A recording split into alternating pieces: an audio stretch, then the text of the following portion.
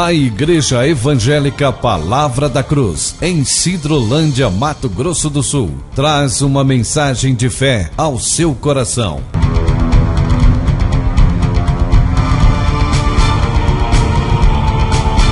E conhecereis a verdade, e a verdade vos libertará.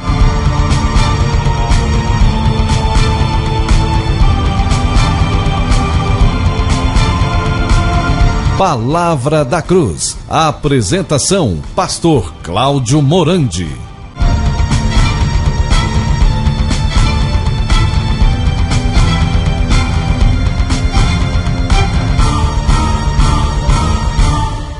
Graça e paz, queridos. É com grande alegria que estamos mais uma vez juntos para refletirmos na verdade da Palavra de Deus. Hoje nós vamos aprender como servir na dependência do grande servo, que é o nosso Senhor Jesus Cristo.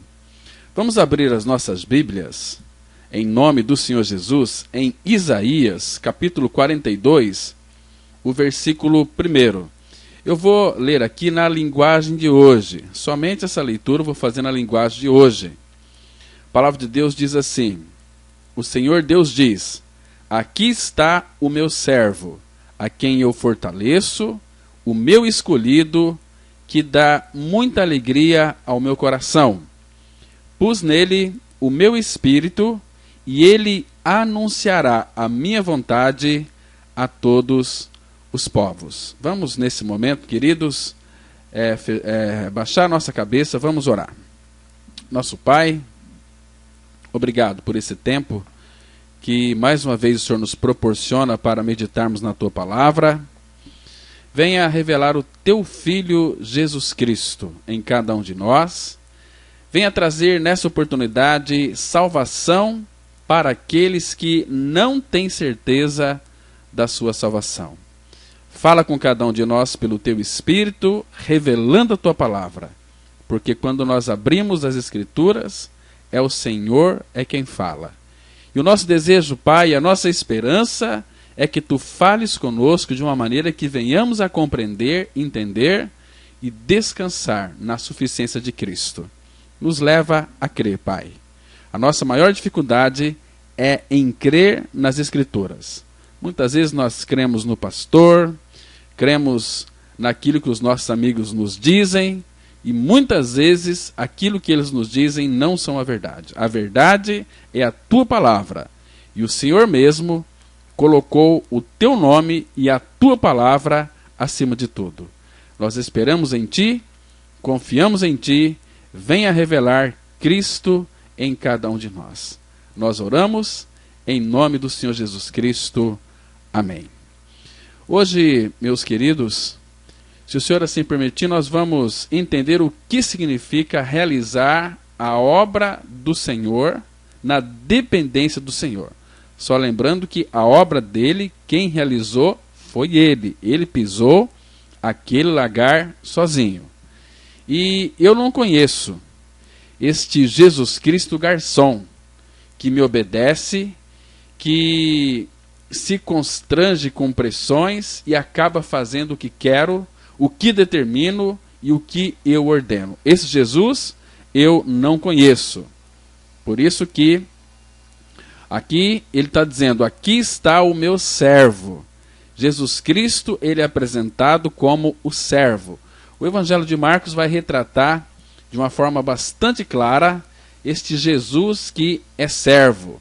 Então, o Senhor está dizendo que tem alguém para realizar a sua obra, que é Jesus. Deus disse aqui, o Senhor Deus diz: aqui está o meu servo, a quem eu fortaleço, o meu escolhido, que me dá muita alegria ao meu coração. E o Pai vai dizer o seguinte, que ele pôs em Cristo o seu Espírito, e Jesus anunciaria a sua vontade a todos os povos. Isto é maravilhoso, queridos. Então, você permitiria ao funcionário aí da portaria de um hospital se oferecer voluntária, rápida e gratuitamente para substituir o anestesista que ficou preso no trânsito em uma cirurgia de risco, em alguém que você estima e quer salvar a vida? Pois bem, nós vamos falar bem rapidamente sobre voluntariado. Não basta querer. O querer é fundamental, é importante, mas precisa poder ser.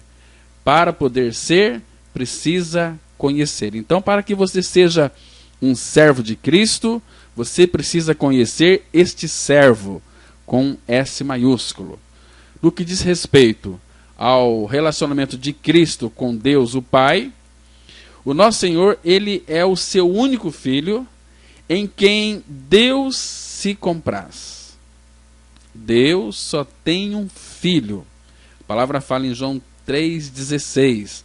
Deus amou o mundo de tal maneira que deu seu Filho unigênito, para que todo aquele que nele crê não pereça, mas tenha a vida eterna. Então, a palavra unigênito significa que ele é único, unigênito, o único gerado.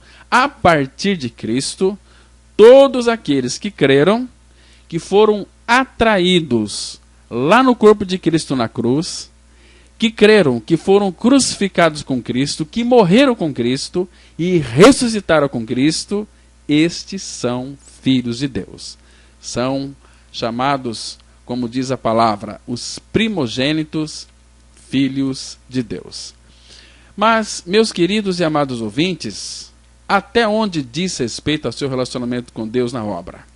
Ele, Jesus, é o servo do Senhor. Por quê? Porque ele sempre fez o que lhe agrada o Pai. Ele sempre fez. Então, nós vemos que no que se refere à vida, ele é o Filho unigênito de Deus, mas naquilo que se refere à obra, ele é o servo do Senhor. Ele veio aqui a este mundo para fazer a obra do Pai. Lá na passagem do livro de Isaías, que nós lemos, diz: eis aqui o meu servo. Então, meus queridos irmãos e irmãs, Deus quer que contemplemos o nosso Senhor Jesus como seu servo. Meu servo a quem sustenho, o meu escolhido em quem a minha alma se compraz, disse o nosso Pai a respeito de Cristo. Agora, Jesus, ele é o servo do Senhor e Deus deu a ele o Espírito Santo sem medida. Enquanto Jesus estava aqui na terra, ele não clamou, nem gritou, nem fez ouvir a sua voz na praça. Jesus Cristo, ele não desanimou e nem se quebrou até que tivesse posto na terra o direito. Irmãos e irmãs, o profeta maior, Isaías, ele nos mostra como foi o seu procedimento aqui na face da terra. Aqui no livro do profeta Isaías, capítulo 52, versículo 13, a Bíblia diz assim: eis que o meu servo procederá com prudência, será exaltado e elevado e será muito sublime. Então, entenda uma coisa. Jesus nunca disse uma coisa e depois voltou atrás para se retratar. Tudo aquilo que ele disse foi bem pensado, era verdade, e o Espírito Santo falava aquilo que ele tinha que dizer. Tanto é que ele disse o seguinte: eu não falo nenhuma palavra de mim mesmo, mas assim como ouço, eu falo. Então, e não foi somente o profeta Isaías que profetizou que o nosso Senhor Jesus seria o servo do Senhor quando ele viesse a este mundo, mas nós encontramos a mesma coisa no Novo Testamento. Por exemplo, você se lembra quando Pedro e João foram usados pelo Senhor para curar um homem coxo de nascença, e aquele homem começou a saltar e a louvar o Senhor? Uma multidão se ajuntou ao redor deles, e Pedro disse lá em Atos, no capítulo 3, nos versículos 12 e 13, Pedro disse o seguinte: por que vos maravilhais disto? Ou por que fitais os olhos em nós, como se pelo nosso próprio poder ou piedade o tivéssemos feito andar? O Deus de Abraão, de Isaque, de Jacó, o Deus de nossos pais, glorificou a seu servo Jesus, a quem vós traístes e negastes perante Pilatos, quando este havia decidido soltá-lo. Atos 3, versículo 12 e 13. Então, amados, através da história humana, O nosso Deus e Pai, Ele tem estado trabalhando firmemente com este objetivo em restaurar o homem. Ele tem estado trabalhando para achar e salvar o perdido, para trazer o homem de volta a Ele, não apenas aquele estado sem pecado, mas ainda ao estado de santidade. E a obra de Deus em Cristo Jesus está centralizada sobre um único propósito, e este é trazer o homem de volta ao seu padrão original. E qual é este padrão? De dar ao homem uma perfeita união com seu Filho Jesus. Queridos, Deus quer que o homem seja a noiva de seu Filho, sua esposa, não somente um indivíduo, mas um homem como um ser corporativo. Esse é o propósito de Deus, e é em direção a esse propósito que Deus tem trabalhado firmemente, e o nosso Senhor Jesus Cristo continua a trabalhar dentro desse propósito. Jesus disse lá em João capítulo 5, versículo 17, mas ele lhes disse, meu Pai trabalha até agora, e eu trabalho também. Então, queridos, e o sucesso de uma pessoa sempre está conectado com a ação. Ação. Às vezes nós temos muito discurso, mas não temos a prática.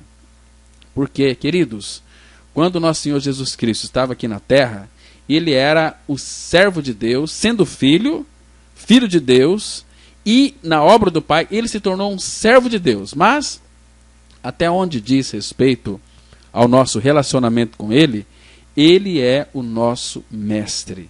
Nós somos seus servos, somos chamados para sermos os seus servos, e nós temos consciência de que é Ele quem nos ensina a servir. Você tem essa consciência? De que é o filho, aquele que é servo, que nós temos que aprender com o servo. Ele disse, aprendei de mim, que sou manso e humilde de coração. Você já aprendeu com Ele a como servir? Agora, se nós queremos servi-lo, se queremos ser os seus servos, precisamos aprender com Ele o que é realmente servir. Por quê? Porque, do contrário, nós seremos aqueles judeus daquele tempo dizendo, que faremos para realizar as obras de Deus? Eram as perguntas daqueles judeus da época de Jesus. Então, nós estaremos pensando em muitas obras. Esta boa obra, aquela boa obra, isto é, a obra de Deus, aquela é a obra de Deus, e com isso ficaremos cansados e ocupados com todas essas coisas. Eu e você, nós precisamos entender o que é a obra de Deus, e depois de entendermos o que é a obra de Deus, então todas essas obras irão se encaixar, não irão ficar simplesmente espalhadas, isoladas, sem relação uma com a outra.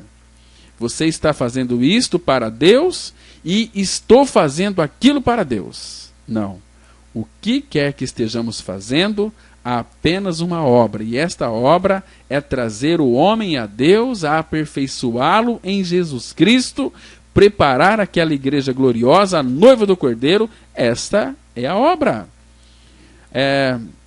Jesus disse algo muito importante lá no Evangelho de João, no capítulo 6, versículo 29. Ele disse assim, Jesus respondeu e disse-lhes, a obra de Deus é esta, que creiais naquele que ele enviou.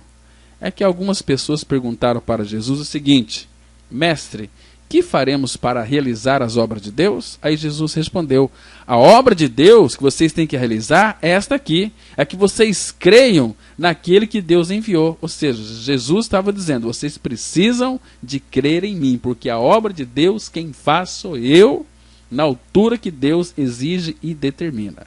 Agora, se a obra de Deus é crer, nós temos que levar as pessoas a Cristo. Se nós cremos nessa obra, nós iremos levar os homens a Cristo. Não tem outra possibilidade, né? Então, a obra de Deus é que eu e você creiamos naquele que por Deus foi enviado. Esta é a obra de Deus que temos que realizar. Crer. É simples assim? Simples assim. Ele disse, ide por todo mundo pregar o evangelho a toda criatura. Quem crê no evangelho e for batizado será salvo. Quem não crê, porém, já está condenado. O problema é que muitas pessoas nem sabem o que é evangelho. O que é evangelho? Evangelho é aquilo que Cristo é e aquilo que Cristo realizou lá na cruz do Calvário. Para que eu e você, nós, sejamos participantes deste evangelho, precisamos de crer que quando Jesus Cristo morreu, o pecador também morreu com ele. E quando Jesus Cristo foi ressuscitado pela glória do Pai, juntamente com ele, fomos ressuscitados e estamos hoje assentados nos lugares celestiais em Cristo Jesus. Isto é evangelho. Evangelho fala da morte e da ressurreição de Cristo, para que o homem e a mulher sejam salvos por este evangelho. Eles precisam de crer que morreram e ressuscitaram com Cristo. Sem esta experiência de morte e ressurreição com Cristo, ninguém será um verdadeiro filho de Deus.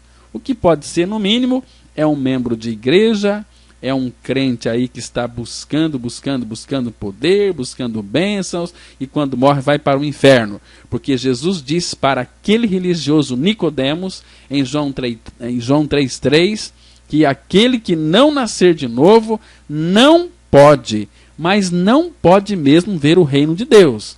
Para entrar no reino de Deus é necessário nascer de novo. E novo nascimento fala dessa troca de coração. Jesus na cruz, ele trocou o meu velho coração por um novo coração. Isto é novo nascimento. E para nascer, precisa de morrer. O apóstolo Paulo disse em 1 Coríntios capítulo 15, versículo 36, você pode conferir aí em sua Bíblia. Ele disse assim, 1 Coríntios 15, 36, insensato, o que tu semeias não nasce se primeiro não morrer. Então, para nascer de novo, tem que morrer. Morrer aonde? Lá no corpo de Cristo na cruz. Porque a mesma Bíblia que diz que Jesus morreu, ela declara que o pecador também morreu.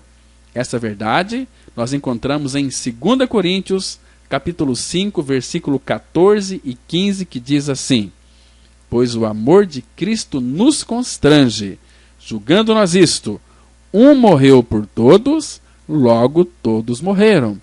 E ele morreu por todos para que os que vivem não vivam mais para si mesmos, mas para aqueles que por eles morreu e ressuscitou. Olha que lindo, que maravilhoso é este versículo. O amor de Cristo nos constrange, julgando nós isto. É para você julgar. Um morreu por todos. Entenda uma coisa, irmãos. Quem que morreu por todos? Foi Jesus. Logo, todos morreram. Morreram aonde?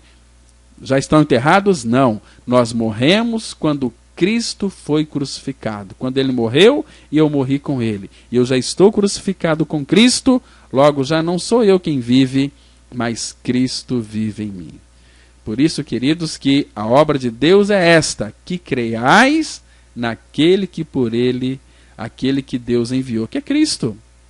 Então, irmãos, um discípulo, ele não está acima do seu mestre, e nem o servo acima do seu senhor. É suficiente que o discípulo seja como o mestre, e que o servo seja como o seu senhor. Portanto, meus irmãos e irmãs, nós precisamos conhecer o Senhor Jesus como o servo do Senhor, porque é Ele quem nos ensina a servir.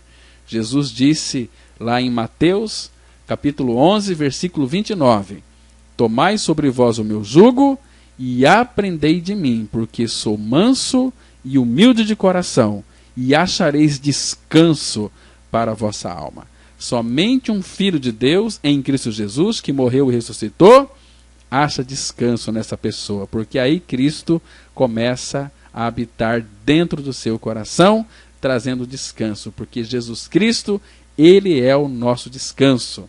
Na expressão do Salmo 23, Ele me faz repousar em pastos verdejantes. Pastos verdejantes fala de uma vida de ressurreição. Então, queridos, tomai sobre vós o meu jugo. E quando nós pensamos em um jugo, nós pensamos a respeito de um trabalho. Por quê? Porque se coloca jugo sobre um boi, é para lavrar a terra. Ora, há um trabalho a fazer. chamado à obra de Deus. E nosso Senhor Jesus é o servo do Senhor. Então, Jesus colocou o seu pescoço sob esse jugo e arou o campo, obediente e fiel até o fim. Agora, eu e você, nós somos bois selvagens.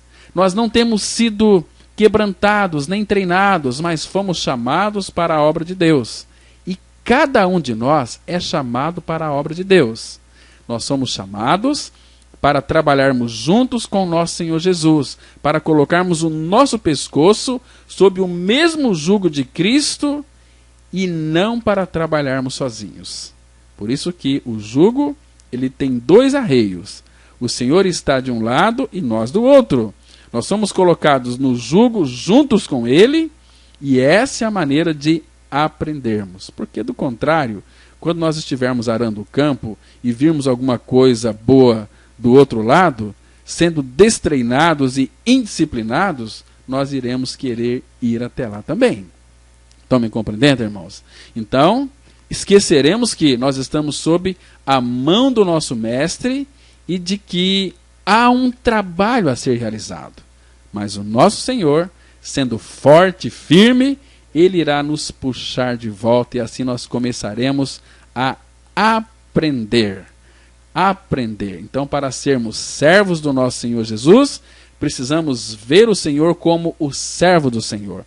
Precisamos aprender tudo por meio dEle. Tudo por meio dEle. Porque, do contrário, nós estaremos apenas fazendo o nosso próprio trabalho para Deus e não fazendo a obra de Deus na suficiência que Ele supre a cada um de nós. Então, primeiramente, nós temos que entender que Deus tem somente uma obra. Cristo está fazendo essa obra e Ele está chamando cada um de nós para compartilharmos com Ele nessa obra.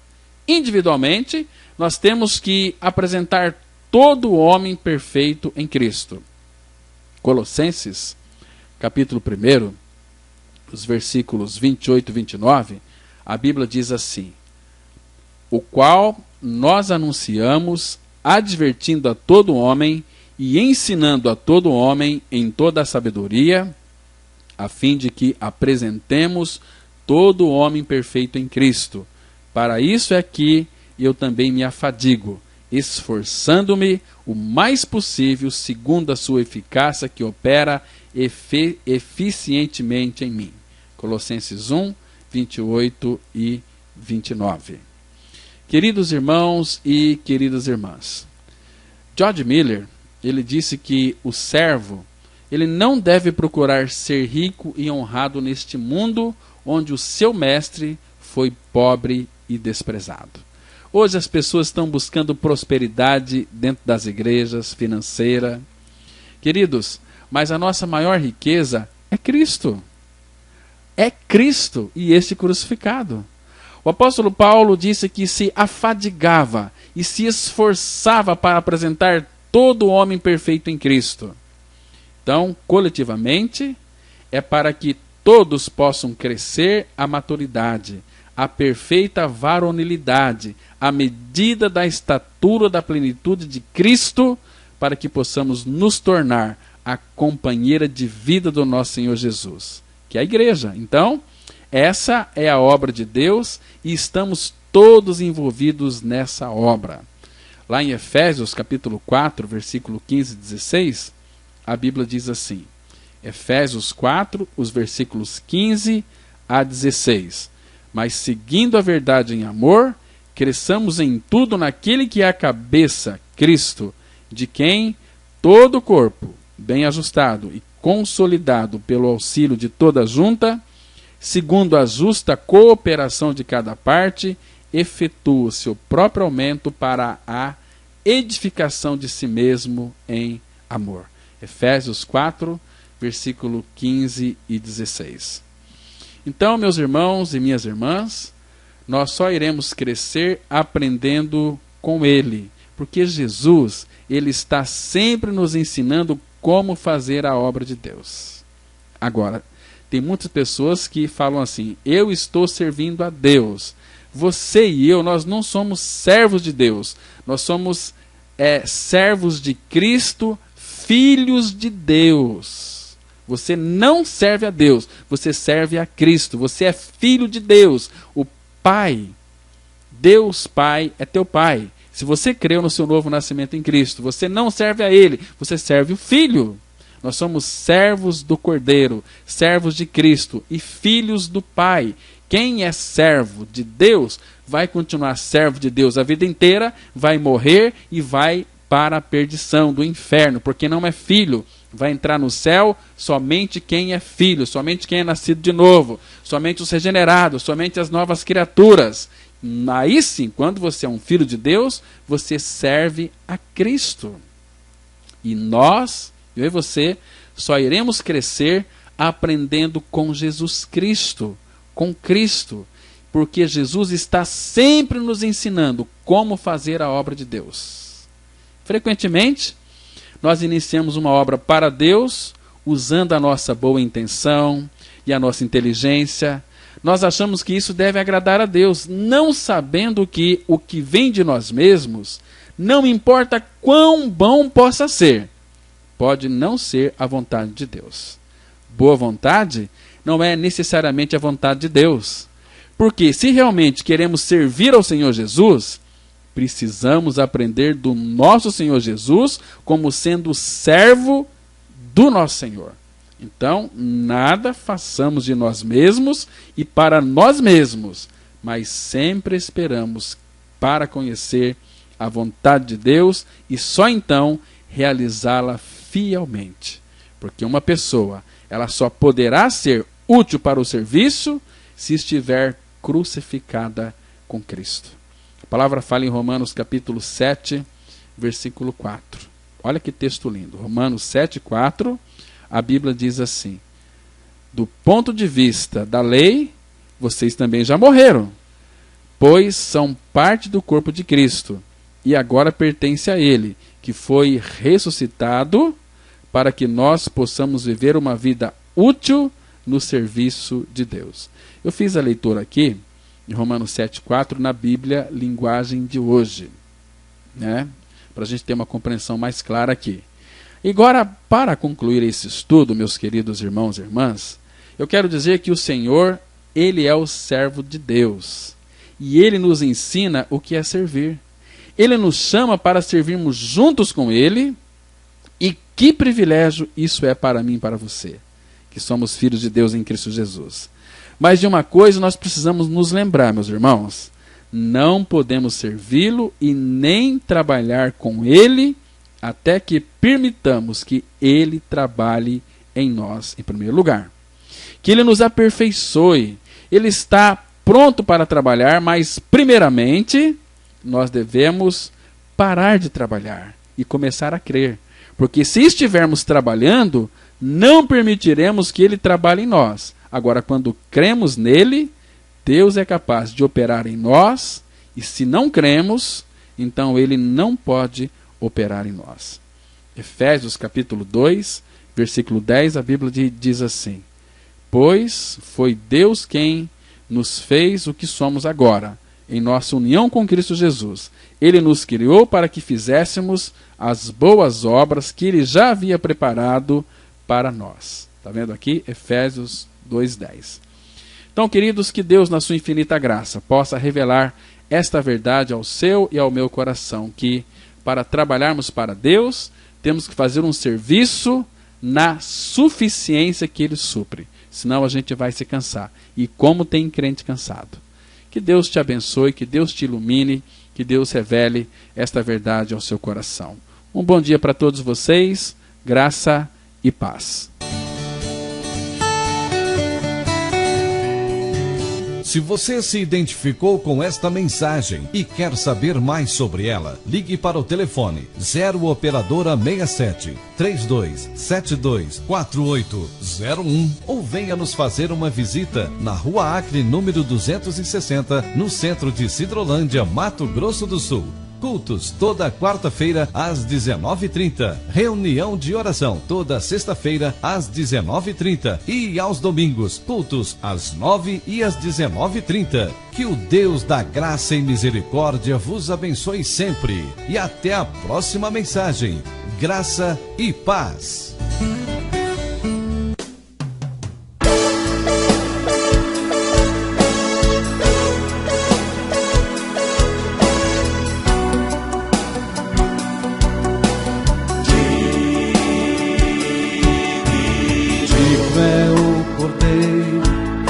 Foi morto de receber o poder e riqueza, sabedoria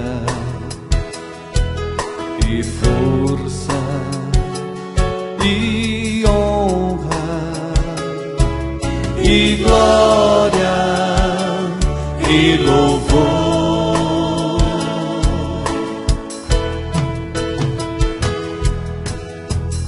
É o cordeiro que foi morto de receber o poder e riqueza, sabedoria e força e honra e glória e louvor.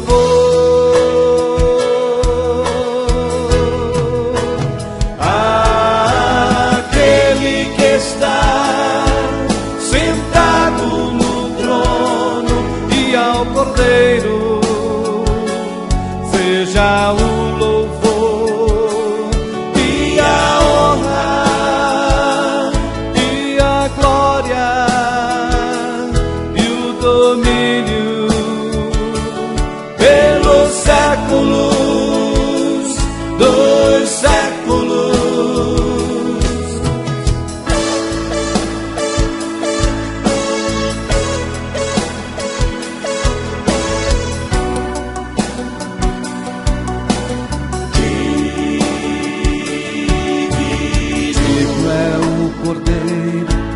Que foi morto de receber o poder e riqueza, sabedoria e força e honra e glória e louvor.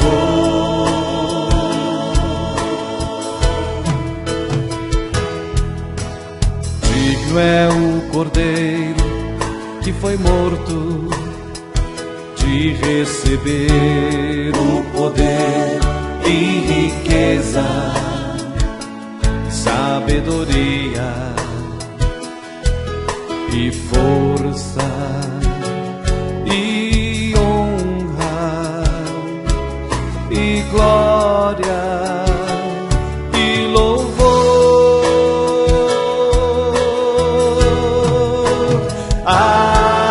Aquele que está sentado no trono e ao Cordeiro seja o louvor e a honra e a glória e o domínio pelos séculos dos séculos.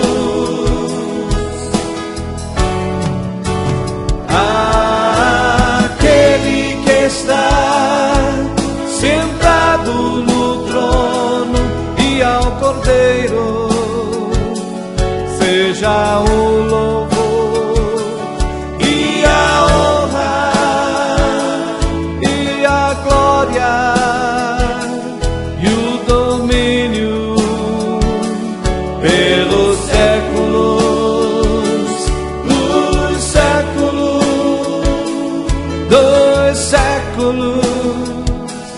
Amém.